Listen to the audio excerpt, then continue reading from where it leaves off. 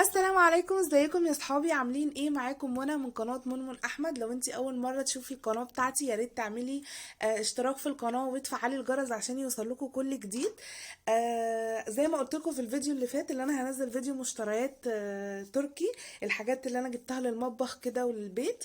حاجات بسيطة يعني مش كتير، بس غيرت في شكل المطبخ بتاعي كتير جدا.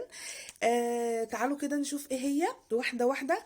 قبل ما اقول لكم على حاجة، عايزة اقول لكم ان الاسعار بتاعتها بجد رخيصة جدا جدا، من ارخص الاسعار اللي انا شفتها للحاجات دي. يعني انا شفت الحاجات دي في اماكن كتير سواء اونلاين او في محلات، بس اسعارها غالية، خصوصا ان هي لسه نازلة وفي حاجات نازلة بقالها شوية. بس المحل اللي انا جبت منه ده من ارخص الاماكن بجد اللي انا شفتها، للافادة مش للدعاية خالص. لو انتي عايزة تروحي تجيبي بجد، يعني هتقارني ليهم صفحة على الفيسبوك، ممكن تخشي تشوفي وتقارني. فعلا الأسعار بجد حلوة جدا وعجبتني. وأول ما لقيت الأسعار بتاعتها كده قلت لازم صحابي وحبايب قلبي أفيدهم بيها.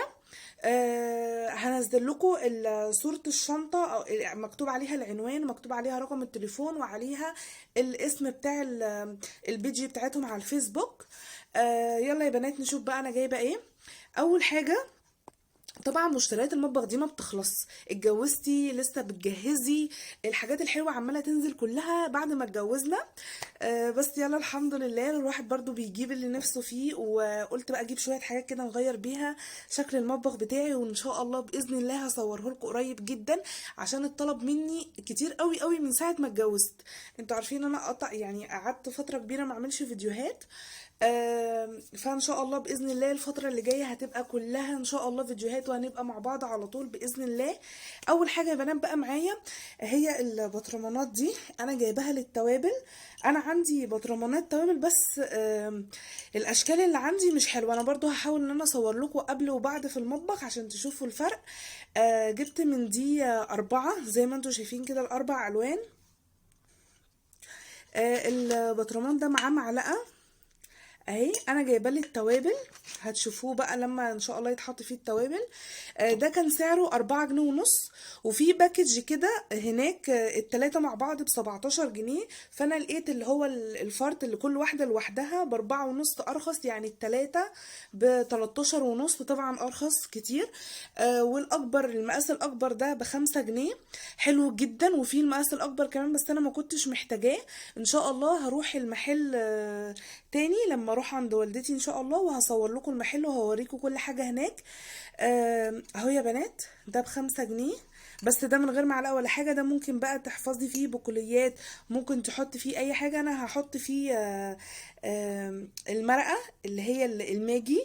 ان شاء الله لما احطه برضو يعني هصورها لكم، هيطلع في الفيديو. جبت كمان يا بنات البساكت اللي هناك دي اللي هي حجمها كبير، مش اللي هي الصغيرة. اول ما نزلت البساكت دي كانت صغيرة، وكانت نازلة ب25 وب20 وأسعار كده. بس ما شدتنيش بصراحة، لأن ما حسيتش إن هي ليها إفادة، لأنها كانت صغيرة جدا. دي بقى الحجم الكبير بتاعها. ومش عارفة بصراحة هي بتتباع بكام بره، عشان أبقى صادقة معاكم يعني. بس أنا جبتها من المحل ده ب9 جنيه 75 قرش، يعني قولوا 10 جنيه. فطبعا سعرها رخيص جدا، إن التلاتة ب10 جنيه. متهيألي إن هي بتتباع بره أغلى من كده. جبت كمان العلب دي بتاعة التلاجة، حلوة جدا. انا بحب علب التلاجة، وكل ما اجيب علب معرفش غطيانها بتروح فين. يعني انا عندي علب تلاجة كتير، بس مش كلها الغطيان بتاعتها معاها. مع اني برضو منظمة الغطيان ومنظمة العلب، هوريكم في المطبخ ان شاء الله لما نشوف الفيديو. وهتشوفوا الدنيا عاملة ازاي. بس لما ابتديت انظم بقى واحط ده مع ده، الدنيا ابتدت تتحكم مني شوية. فالاول غطيان كتير راحت. المهم عشان ما اطولش عليكم، التلاتة دول كانوا ب9 جنيه، حلوين جدا وصحي. عليها رقم 5 اهو يا بنات، يا رب بس يكون واضح اهو. مش عارفة واضح ولا لأ. فحلو جدا. جبت التلاتة دول كانوا سعرهم 9 جنيه. جبت كمان الشكل ده اللي هو المدور، بس ده مش عليه لا عليه اهو، عليه اهو رقم 5 ده، يعني البلاستيك بتاعه صحي. هي كلها علب تلاجة، يعني هحط فيها جبن، هحط فيها حاجة. دي تقريبا 4 قطع أو 5 أحجام فوق بعض. كان سعرها 10 جنيه. جميلة جدا برضو يا بنات. وفي بقى طقم تاني الأكبر بقى منه، يعني يعني بصوا الكبير كده والأصغر. كان سعره تقريبا 15، مش عارفة يعني ما جبتوش. حبايب قلبي يعني بصوا دول بقى حبايب قلبي، عشان احمد باشا بيفتح لي الادراج ويفتح لي الظرف. فالاقفال دي انا عايزه اقول لكم التسريحه عندي طبعا فيها من الاقفال دي ادراج التسريحه، ادراج الكومودي الاتنين كومودينو بتوعي فيها. انا جايبه دول للمطبخ علشان بيفتح لي الظرف المطبخ ويبهدل لي الدنيا. وطبعا مع الفيديوهات اللي انا هصورها في المطبخ هنشوف الجمال بتاع الحاجات دي لما يطلع الحاجه وكده. بس انا هحاول ان شاء الله ان انا اركب بقى الحاجات دي. دي يا بنات انا كنت بجيبها اول ما نزلت كانت سعرها 15 جنيه، وانا لما ابتديت اجيبها كانت سعرها 10 جنيه. وفي محلات على فكره لحد دلوقتي بتبيعها ب15. انا جبتها منه ب6 جنيه. هو بيبيعها ب6 جنيه، المحل اللي انا بقول لكم عليه ده ان انا جايبه منه يعتبر معظم الحاجه ب6 جنيه، يعني يا بلاش بجد. جبت منها 4 لان انا بحتاجهم جدا، والدبل فيس ساعات يعني بيفك. فانا جبت منها 4، بس انتي لو لزقتيها حلو من اول مرة هتلزق معاكي تمام. جبت كمان المبشرة دي حلوة جدا. سعرها كان 5 جنيه. جميلة قوي يا بنات وحامية اهي. سعرها 5 جنيه برضو حلوة. بصوا يا بنات الفويل ده مش فويل اللي هو بتاع البوتاجاز، فويل البوتاجاز اللي هو بيتحط تحت العيون وكده. حلو برضو. انا حاولت افتحه بس لسه الموضوع ما اكملش، فهجيب مقص بقى وكده هجربه وهقول لكم رايي فيه، لان انا بصراحه ما اقدرش اشكر فيه. بس دي من ضمن الحاجات يعني ان انا اشتريتها. هو انا شفته كتير على النت ان هو زي الورق كده بيتحط زي ما انتوا شايفين كده، بيتحط تحت البوتاجاز وصحي يعني وامن وكده.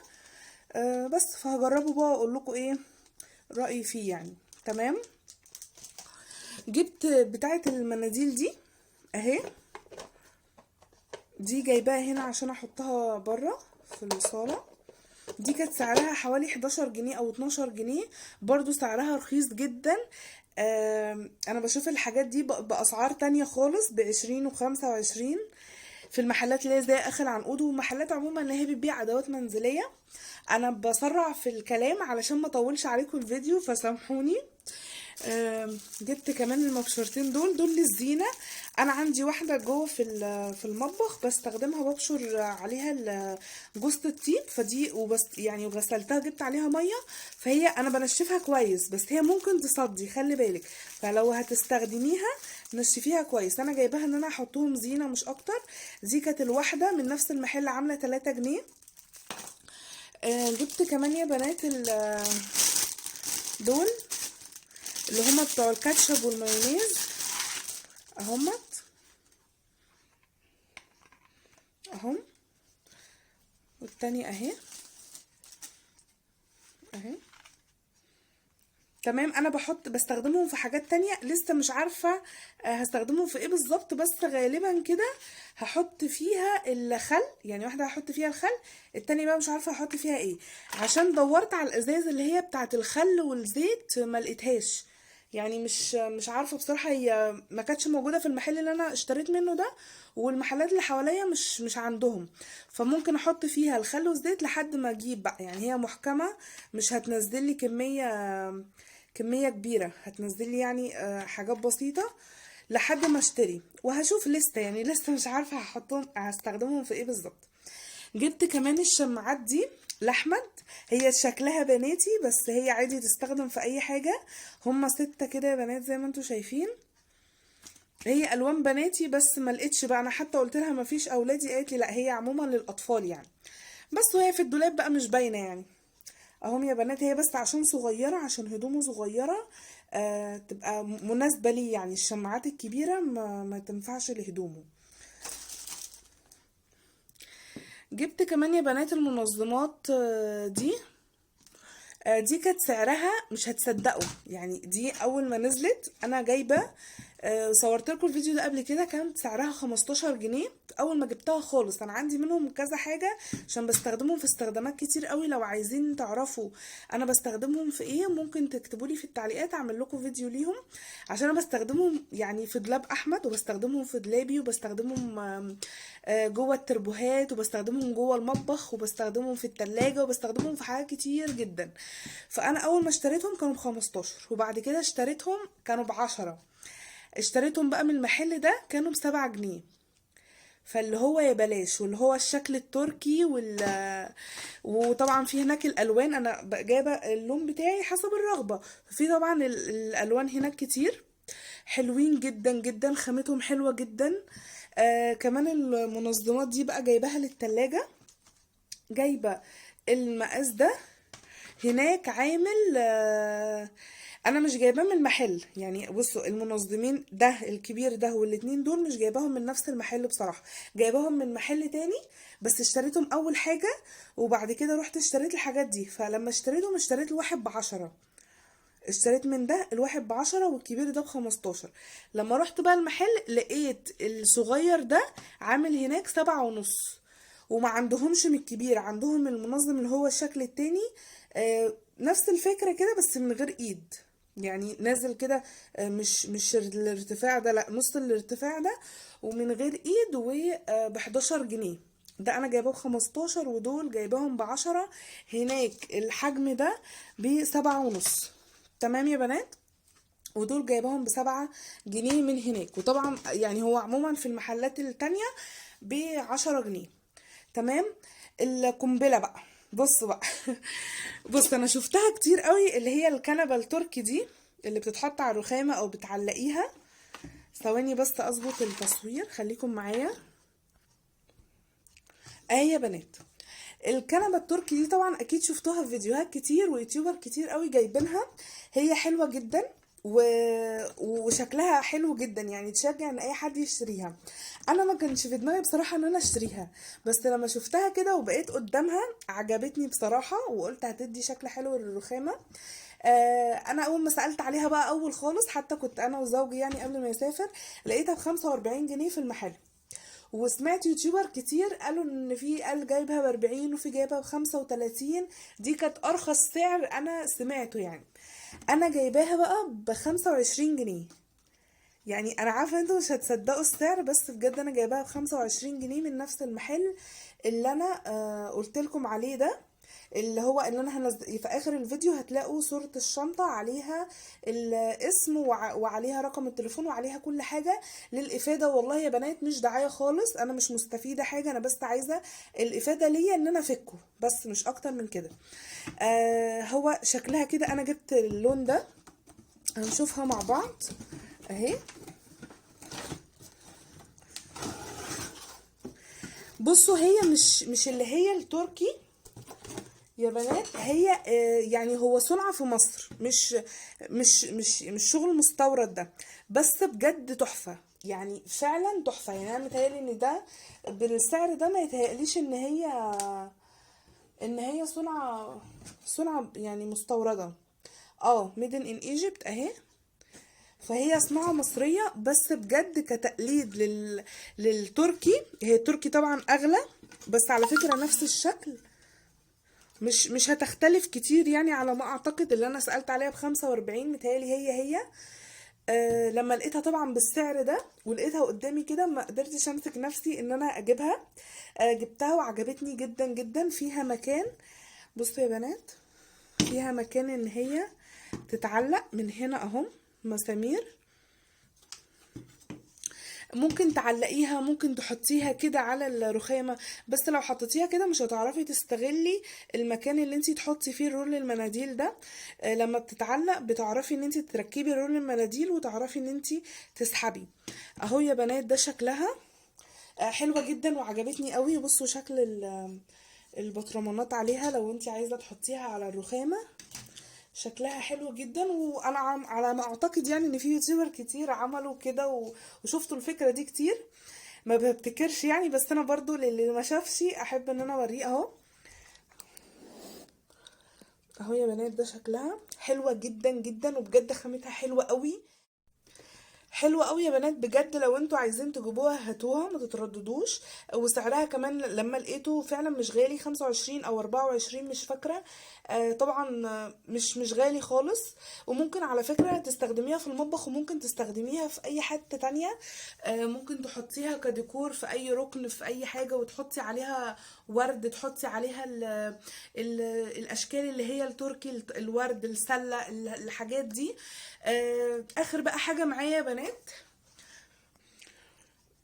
من اكتر الحاجات اللي انا مبسوطة جدا ان انا اشتريتها، اللي انا اصلا كنت نازلة عشانها، هي دي زي ما انتوا شايفين الباسكت اللي هو بتاع المطبخ، نفايات مطبخ، هو مكتوب عليه كده.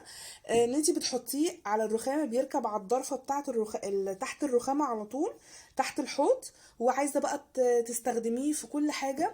تقطعي مثلا، بتقشري بصل، بتقطعي طماطم، بتعملي اي حاجه، فبيطلع منك حاجات بقى، القشر البصل والكلام ده. بتحطيه فيها، بتصفي مثلا، بتغسلي حاجات في المواعين وطلع منك بواقي اكل، بتحطيه فيها. بجد حلو جدا جدا جدا جدا جدا. بتلبسيه طبعا كيس وبتحطيه، بيتعلق في الضرفة كده. هوريكم برضو شكله ان شاء الله في الفيديو بتاع المطبخ. شكله شيك قوي، شكله حلو جدا، عجبني، وكان سعره رخيص قوي. يعني انا سألت عليه بصراحة، لقيت سعره 25 جنيه بره. عند المحل ده سعره 18 جنيه. فبالنسبة لي كان سعره حلو جدا ورخيص، وخامته حلوة قوي، يعني اللي هو التركي خامته بجد كانت حلوة وعجبتني جدا. اهو يا بنات، هو بيتعلق كده من هنا اهو في الضرفة، وبتقفلي الضرفة عادي، ما بيعكس. يعني كنت خايفة بصراحة ان هو يعكس الضرفة وما يقفلش، لا قفل عادي.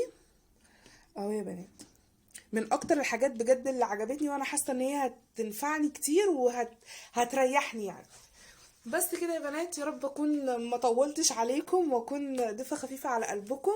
ما تنسوش تعملوا لايك للفيديو لو عجبكم، وتشتركوا في القناة، وتفعلوا الجرس عشان يوصلكوا كل جديد. وتتابعوني على الفيسبوك والانستجرام، انا بقالي كتير ما بنزلش حاجات عليهم، بس عليهم حاجات ان شاء الله تفيدكم. وهنزل ان شاء الله حاجات عليه باذن الله، وهبقى معاكم دايما وباستمرار. هتوحشوني جدا. من هنا للفيديو الجاي اشوفكم على خير. السلام عليكم ورحمة الله وبركاته.